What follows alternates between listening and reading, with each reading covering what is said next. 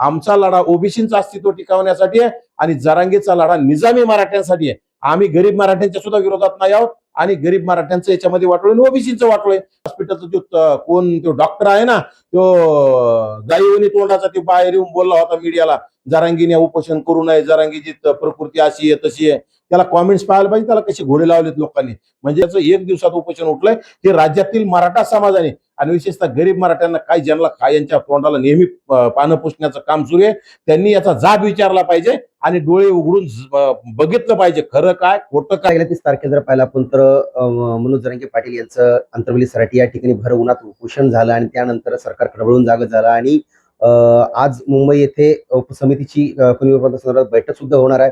तर दुसरीकडे जे मराठा आरक्षणासंदर्भातील जे मृत्युमुखी गेलेत त्यांच्या वारसांना देखील आता औद्योगिक क्षेत्रामध्ये MIDC मध्ये त्यांच्या वारसांना देखील त्या ठिकाणी नोकरी मिळणार आहेत आणि यावरती बोलण्यासाठी ओबीसी नेते आपल्यासोबत नवनाथ वाघमारे आपल्यासोबत आहेत. मग काय सांगाल आता एकंदरीत जर पाहिलं आपण तर जी नोंदी संदर्भात मुंबई या ठिकाणी बैठक संपन्न होणार आहे सरकारची उपसमितीची.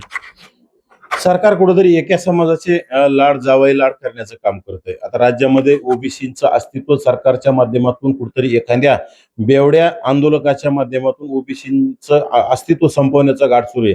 कारण की गेल्या 2-3 वर्षापासून पाहता तुम्ही तत्कालीन मुख्यमंत्री एकनाथ शिंदेच्या काळापासून त्यांनी मागायचं, एकनाथ शिंदेनी द्यायचं. राज्यामध्ये 58-59 लाख बोगस कुणबी नोंदी त्यावेळेस कुणबी नोंदी मार्फत प्रमाणपत्र वाटप करण्यात आले आणि त्याच्यामुळे आता राजकीय ओबीसीची पूर्ण हत्या झालेली आहे.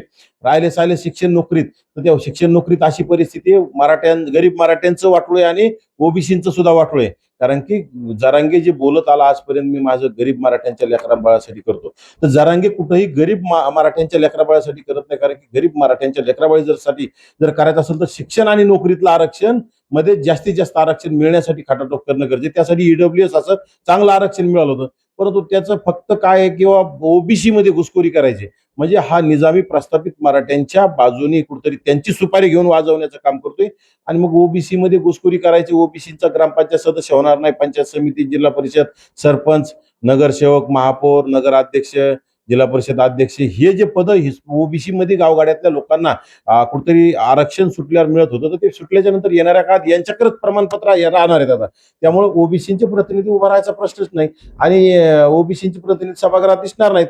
फक्त म्हणजे ओबीसीचं अस्तित्व संपवायचं, निजामी प्रस्थापित मराठ्यांना मोठं करण्याचं काम करायचं, गरीब मराठा गरीबच ठेवायचा आणि गरीब ओबीसीला गरीबच ठेवायचं, अशी परिस्थिती जरांगेच्या माध्यमातून राज्य सरकार करताय आणि कुठेतरी निजामी मराठ्याच्या निजामी जीवावर ह्या जरांगी जसं चावी देईल तसं खुळखुळा हा नाचल्यासारखं करतो, ही भावलं नाचल्यासारखं करते. त्या प्रकारे दोघांचंही वाटोळ, ओबीसी आणि गरीब मराठ्यांचं वाटोळ करण्याचं काम सातत्याने सुरू आहे. तर तुम्ही वाटोळ्याची भाषा करताय, एकीकडे तुम्ही जरांगे पाटील यांना कॉन्ट्र देखील करताय, मात्र दुसरीकडे जरांगे पाटील यांच्या उपोषणाच्या माध्यमातून एक काम ते करून घेतात. आता जर पाहिलं तर सरकारने JR काढलेला आहे की जे मराठा समाजातील जे आंदोलक जे होते, जे त्याचा दुर्दैवी मृत्यू झाला होता, त्यांच्या वारसांना आता MIDC मध्ये नोकऱ्या मिळणार असा JR देखील काढण्यात आलेला सर शासनाकडून. हे बघा, JR हे किती दिवस टिकत असतात, JR काढतायत तसा JR रद्द करतायत असतात. आता राज्य सरकारने आचारसंहिता लागू आहे सध्या विधान परिषदेच्या आचारसंहितेच्या काळात JR कोणी जर काढत असेल तर नक्कीच याला कोणी ना कोणी सर्वोच्च न्यायालयात दाद मागणारच, उच्च न्यायालयात दाद मागणार आणि त्यामध्ये तो JR रद्द झालेला तुम्हाला पाहायला मिळेल. हे कुठं फक्त सगळं जरांगेच्या दाखापोटी राज्य सरकार काहीतरी बैठक लावल्यासारखं करतंय, म्हणजे तू रडल्यासारखा कर, मी पाठ थोपटल्यासारखी करतो. हा दोघांचाही चाललेला खेळ आहे. राज्य सरकार आणि जरांगेमध्ये मिली बघत असल्यासारखा आहे, परंतु न्यायालय आणि संविधानात ह्या गोष्टी कुठेही बसत नाहीत. ओबीसीचं वरबडून अस्तित्व घेता येणार नाही आणि कुठेतरी जे बोगस नोंदी मार्फत कुणबी प्रमाणपत्र आहेत आणि ते आता कुठेतरी जात पडताळणी समितीकडे येऊन ते बाद होण्याची शक्यता आहे. म्हणून जरांगीने खरं तर उपोषणाचा घाट घातला होता. कारण की त्यांचे अनेक सहकारी जिल्हा परिषद, पंचायत समिती, नगरपालिकामध्ये निवडून आले, बोगस कुणबी नोंदी मार्फत प्रमाणपत्र काढलेले पदाधिकारी निवडून आले आणि आता त्यांच्यावर जात पडताळणी समितीकडे प्रत्येकाने तक्रारी केल्या, त्याच्या त्या हिअरिंग सुरू आहेत. आता जात पडताळणी समितीकडे ते बाद होतील, ते टिकणार नाहीत. मग कुठेतरी जात पडताळणी समितीवर प्रेशर करण्यासाठी त्यांनी उपोषण केलं आणि पुन्हा आता सर्रास बोगस कुणबी नोंदी मार्फत प्रमाणपत्र वाटा. परंतु हे मला तर गरीब मराठ्यांना सुद्धा सांगायचं किंवा तुम्हाला ओबीसी मध्ये येऊन काहीच भेटत नाही, कारण की ऑलरेडी ओबीसींनाच काही मिळत नाही ओबीसीच वाटोळं झाले, मग तुम्हाला त्याच्यामध्ये काय साध्य होणार आहे? त्यामुळे ओबीसी काय गरीब मराठा काय दोघांचं वाटोळं आहे. याच्यामध्ये निजामी प्रस्थापित मराठ्यांचा फायदा आहे, फक्त राजकारणातला फायदा आहे. आणि जरांगी राजकारण्यांचं बावलंय, जरांगी राजकारण्यातून खोके घेऊन नाचण्याचं काम करते, त्या पद्धतीने त्याचं काम सुरू आहे. तर तुम्ही आता म्हणलेत की जरांगे खोके घेण्याचं काम करताय. मात्र महत्वाचा एक विषय असा आहे की प्रसाद लाड हे जरांगे पाटील यांची भेट घेतली. त्याने सांगितलं मी जातीसाठी माती खायला तयार आहे. मात्र ओबीसी नेते जे आहेत मंत्रिमंडळामधले ते का पुढे येताना दिसत नाही? हे बघा, ह्या भिकारचोट आणि झाडू पोचा करणारा प्रसाद लाड, सगळा सरकारचा भडवेगिरी करणारा, एजंटगिरी करणारा, त्यांनी जातीसाठी माती नाही, जातीसाठी त्यांनी विष्ठा खावी त्या जरांगीची. त्यांनी मातीच खाऊ नाही, जरांगीची विष्ठा खावी. भिकार चोटाला आई माईवर शिव्या दिल्या ह्या जरांगीनी, ते तिथे येऊन पुन्हा पाय चाटण्याचं काम करत असेल. हे सगळं नौटंकी आहे आणि त्याचे स्वतःचे काळे धंदे, त्या प्रसाद लाडचे काळे धंदे लपवण्यासाठी तिथं ते जरांगीच्या आडो कुठेतरी नौटंकी करण्याचं काम करत आहे. ह्या प्रसाद लाडच्या आणखी अनेक बोगस कंपन्या, बोगस कंपन्याच्या माध्यमातून नोकऱ्या द्यायच्या, त्या नोकऱ्यामध्ये 50% जास्त पैसे खाण्याचं काम तो प्रसाद लाड, भिकारचोट प्रसाद लाड करतोय. आणि तो हा मड्याच्या टाळूवरचं लोणी खाणारा भिकारचोट विचाराचा प्रसाद लाड आहे. त्या प्रसाद लाड इथे येऊन त्याला म्हणा काय जरांगीचं विष्ठा खाय किंवा शेण खाय किंवा साऱ्या मराठा समाजाची विष्ठा खाय, त्याच्याशी आम्हाला घेणं देणं नाही. आमचा लढा ओबीसीचं अस्तित्व टिकवण्यासाठी आहे आणि जरांगीचा लढा निजामी मराठ्यांसाठी आहे. आम्ही गरीब मराठ्यांच्या सुद्धा विरोधात नाही आहोत आणि गरीब मराठ्यांचं याच्यामध्ये वाटोळ आणि ओबीसीचं वाटोळ आहे. त्यामुळे येणाऱ्या काळात एखाद्या वेळेस गरीब मराठ्यांना ज्यावेळेस ह्या गोष्टी कळत्यान, प्रसाद लाड सारखा भिकारचूट आमदार येऊन जरांगीचे पाय चाटण्याचं काम करतो, जरांगीला खोके आणून देण्याचं काम करतो. कारण की याच्यामध्ये मोठी देवाणघेवाण सुद्धा जरांगीचं उपोषण सोडण्यासाठी. आणि उपोषण सोडायला तुम्ही सकाळीच बसला माणूस की 2 तासात इथं ते जातीवादी मंत्री राधाकृष्ण विखे ते इथे येऊन लगेच इथं 3-3 बार त्याच्याकडे जाताय. ते फोनवर बोलतोय तुम्ही आता या, सकाळी म्हणतो मी म्हणजे सातारा गॅजेट आणि ओबीसी कुणबी मराठा मंत्रालय सुरू झाल्याशिवाय मी उठणारच नाही. अरे मग नंतर संध्याकाळी यांनी 1 महिन्याचं कसं काय त्यांना मुदत दिली? म्हणजे याच्यामध्ये मोठं गौड बंगाले.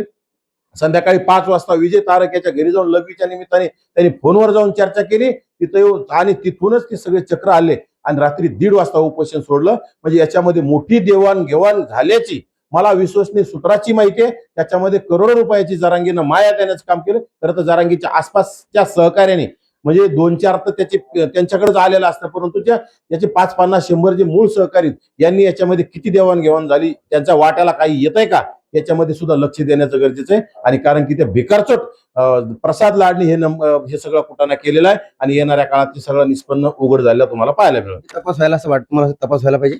आज तपास कोण करणार? तपास त्यांच्या लोकांनी, त्यांच्या सहकार्याने, तिथे आसपासच्या लोकांनी आणि प्रसार माध्यमांनी ते आसपास लक्ष ठेवायला पाहिजे. कारण बाकी काय तपास सरकार देत आहे, सरकारची कोण ते काय सांगणार आहे? स्वतः चोर सांगत असतो का मी चोरी करणार आहे? प्रसाद लाड म्हणणार आहे का मी चोरी केली? राधाकृष्ण विखे पाटील म्हणणार आहे की मी चोरी केली? कारण राधाकृष्ण विखे पाटीलच्या एकेकाळी त्यांच्या वडिलांच्या अगोदर त्यांच्याकडे फक्त 2.5 एकर जमीन होती. आजोबाच्या वडिलांच्या काळामध्ये 2.5 एकर जमिनीचा आज 35,000 कोटीचा मालक झालेला राधाकृष्ण विखे पाटील.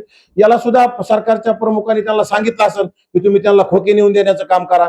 आणि त्या खोक्याच्या जीवावरच ते उपोषण उठल्याचं, 1 दिवसात उपोषण उठलंय. हे राज्यातील मराठा समाजाने आणि विशेषतः गरीब मराठ्यांना काय ज्यांना काय यांच्या तोंडाला नेहमी पानं पुसण्याचं काम सुरू आहे, त्यांनी याचा जाब विचारला पाहिजे आणि डोळे उघडून बघितलं पाहिजे खरं काय खोटं काय.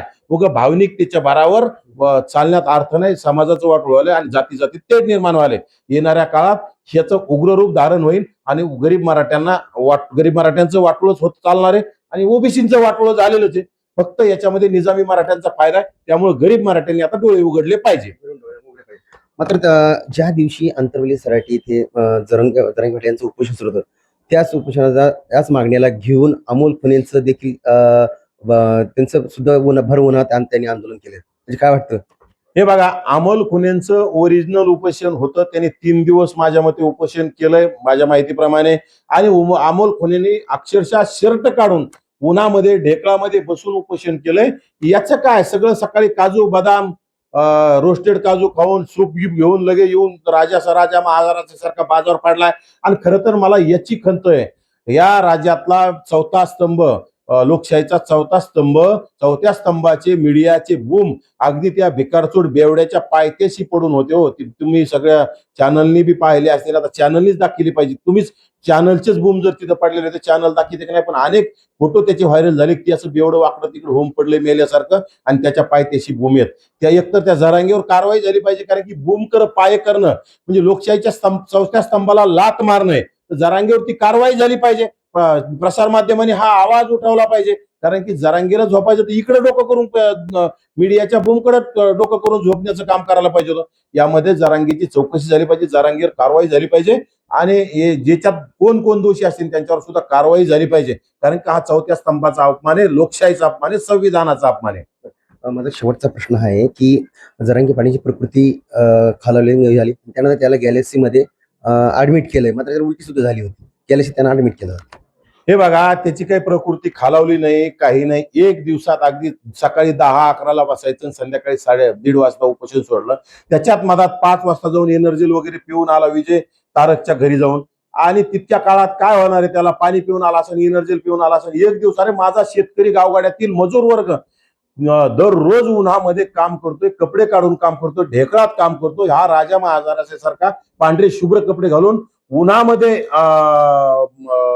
उन्हामध्ये तिथं पडलाय आणि याला काय होणार आहे. परंतु हे सगळं सेटलमेंट आहे गॅलेक्सी हॉस्पिटल आणि जरांगे यांची मिलीभगत आहे. डॉक्टरांनी खोटं सांगायचं, यांनी तिथं जाऊन मेल्यासारखं पडायचं आणि मग बोलता कसं येतं पोपटासारखं. मीडिया गेल्याच्या नंतर तर लगेच ताकद येतील, पोपटासारखा बोलतो आणि पुन्हा चालायचं म्हणलं की धरून 2-4 माणसं लागत असतील. याच्यामध्ये गॅलेक्सी हॉस्पिटलचा जो कोण तो डॉक्टर आहे ना, तो गाईवणी तोंडाचा, ते बाहेर येऊन बोलला होता मीडियाला, जरांगीने उपोषण करू नये, जरांगीची प्रकृती अशी आहे तशी आहे. त्याला कॉमेंट्स पाहायला पाहिजे, त्याला कसे घोडे लावलेत लोकांनी. म्हणजे त्या डॉक्टरला हॉस्पिटलमध्ये ऍडमिट करण्याची वेळ आलेली म्हणले. डॉक्टर खरा मूळ खरा डॉक्टर आहे का हा तोतिया डॉक्टर आहे, याची सुद्धा तपासणी झाली पाहिजे. नेहमी गॅलेक्सी हॉस्पिटल गेल आणि तिथं त्याचं रेकॉर्ड आहे का नाही हे प्रशासनाने तपासलं पाहिजे. जरांगीने जेवढे उपोषण केले त्या त्यावेळी गॅलेक्सी हॉस्पिटलच्या डॉक्टरच्या माध्यमातूनच तपासण्या केल्यात, तर त्याच्यातले रिपोर्ट्स कुठे आहेत हे सगळे त्यांच्यावर गेले. त्यामुळे गॅलेक्सी हॉस्पिटलवर कारवाई झाली पाहिजे. त्या डॉक्टरांना सुद्धा अटक झाली पाहिजे. जे जरांगीची नेहमी बाजू घेण्याचं काम करतात अशा डॉक्टरांना अटक झाली पाहिजे. आणि नौटंकी जरांगे एक दिवसात काय होत नाही. आज शेतकरी राजा दररोज उन्हाते, कामगार मजूर दररोज उन्हाते. या भिकारचोड एक दिवसात कुठं मारायला, याला उलटी झाली काय नाटक करतो. हे पहिलीपासून नौटंकी पहिल्यापासून उपोषणाच्या काळात नौटंकी वाकडा तिकडे होण्याची त्याला सवय, लोकांना भावनिक कार्याची सवय, लोकांना वेड्यात काढण्याची सवय, आणि त्याप्रमाणे त्यांनी केलेलं आहे. निश्चित आपण जर पाहिलं तर सरकार सरकार हे जरांगे पाटीलच्या दबावाखाली येऊन कुठेतरी दबावपोटी काम करत आहे, असा देखील आरोप जो आहे तर ओबीसी नेते नवनाथ वाघमारे यांनी यावेळी राज्य सरकारवर करण्यात आलेला आहे. मात्र राज्य सरकार जर पाहिलं आपण तर आता उपसमितीची बैठक देखील आणि दुसरीकडे जे मराठा समाजाचे जे आंदोलनातील जे मयत झाले होते त्यांच्या वारसांना आता देखील नोकरी मिळावी MIDC मध्ये असं देखील GR देखील काढलं. मात्र आता नेमकं किती जणांना नोकरी मिळते हे देखील तेवढं आता पाहणं महत्वाचं ठरणार आहे. story.com साठी मी देवराज आदळे, छत्रपती संभाजीनगर.